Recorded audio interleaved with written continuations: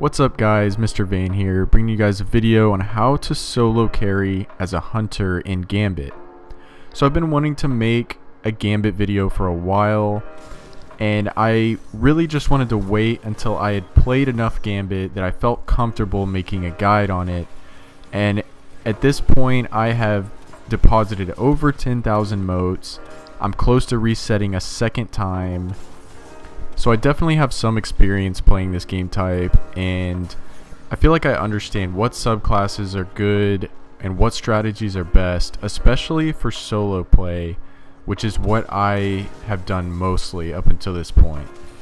This video in particular is all about hunters, and I actually have options for each of the subclasses, so regardless of which hunter subclass you like the most, I have a build that will suit you in solo play Gambit. The first subclass we're going to talk about is Way of 1,000 Cuts, the middle tree on the Gunslinger subclass. This subclass is extremely fun in almost any activity, but we're going to talk about where it shines in Gambit and what you can do to get the most out of it. For this build you're going to want either Ophidia Spaith or Shards of Galanor. Both are good options, and the goal of this build is to get your super as often as possible. I also recommend having a helmet with hands on. This grants more super energy on melee kills, which synergizes extremely well with this subclass.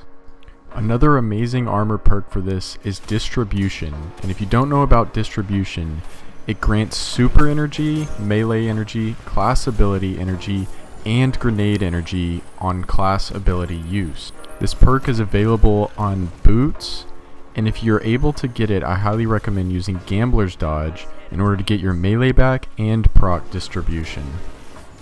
The only downside to using this build is your survivability is quite low. With no ability to go stealth or regenerate your health, you will find that taking aggro can mean dying a lot of the time. Also, I did find Shards of Galanor to be quite inconsistent when getting super energy back. Sometimes I would kill loads of enemies and get no super energy, and other times I would kill only one enemy and get almost all of it back. It seems a bit inconsistent, but when it works, it's really beneficial. One of the biggest strengths of this build is how versatile the super is. It's great for destroying large waves of enemies, it's good at killing guardians, and it can even do huge damage to a boss. Prometheus Lens can also synergize well with this build, because shooting enemies with it will count them as burning, which recharges your dodge ability even faster.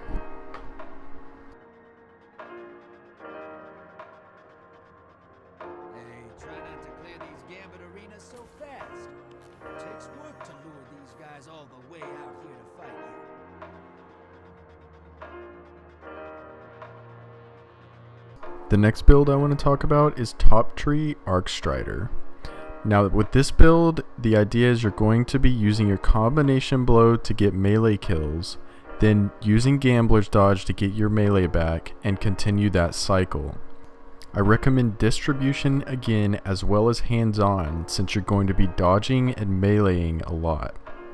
Now this is great for getting kills while also getting super back, but where this build really shines is when you use Lucky Raspberry and you're able to chain your arc bolt so that you can get it back immediately. Gambit is a game mode where there are constantly large groups of enemies, so getting your grenade back is very easy. This build has great survivability, which makes it perfect for solo play. You basically become an arc wrecking ball, throwing grenades, meleeing enemies, and getting your health back, all while recharging your super. The only drawback is that the super isn't the best for killing guardians or boss damage. It can be used for those things, but it doesn't excel there. But that's okay, because this build is the best ad clearing build I have ever seen. And if nothing else, you could always use a little more luck when it comes to Gambit. To show you just how strong this build can be, I only used my weapons against the primeval and blockers in this game, and used solely my abilities to kill each wave of enemies.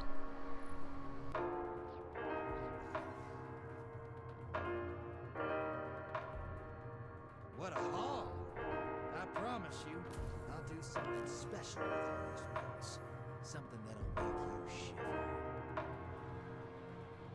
The next build I want to talk about is, of course, Orpheus Rig Tether. Even in Destiny 2 Year 2, the Orpheus Rig still reigns supreme for the Night Stalker class. For anyone hoping I was going to be reviewing Way of the Wraith, unfortunately that class is only good at killing Guardians and not good for much else. And if there's one thing I've learned while playing Gambit, it's that you don't need to kill Guardians to win. This subclass fulfills all the fantasies of playing a control mage with a little bit of stealth mixed in for good measure.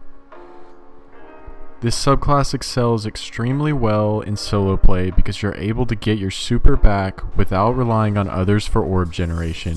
Stealth allows you to drop aggro and stay alive, and the smoke bomb is invaluable against high health targets that can be extremely aggressive like blocker knights. Another benefit to using this subclass is that you don't need perks like hands-on or distribution to unlock its full potential. There's not much else I can say about this subclass. It's definitely an oldie but a goodie. Amazing for solo play. I had a lot of fun using it, and it's definitely my personal favorite when it comes to hunter builds in Gambit. I'll be doing a guide on Titan builds and Warlock builds as well for Gambit solo play. If you liked the video, please give it a like. If you want to see the Titan and the Warlock video, go ahead and hit that subscribe and notifications. Have fun gaming, guys. Until next time, peace.